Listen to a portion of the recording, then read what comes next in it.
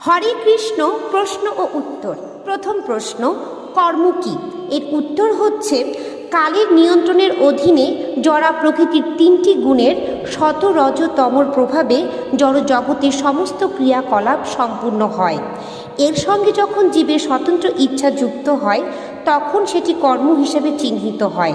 অর্থাৎ কর্ম হল নির্দিষ্ট কাল সীমার মধ্যে প্রকৃতির তিনটি গুণের প্রভাবের জীবের স্বাধীন ইচ্ছা অনুযায়ী সংঘটিত ক্রিয়াকলাপ।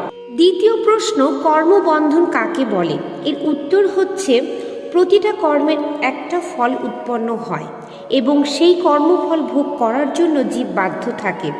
একে বলা হয় কর্মবন্ধন। তৃতীয় প্রশ্ন, মানব জীবনের কর্মের গুরুত্ব কতটা? এর উত্তর হচ্ছে, মানব জীবন একান্তই কর্মভিত্তিক। সে কোন শরীর প্রাপ্ত হবে, কী সুখ দুঃখ ভোগ করবে, কতদিন সেই শরীরে অবস্থান করবে,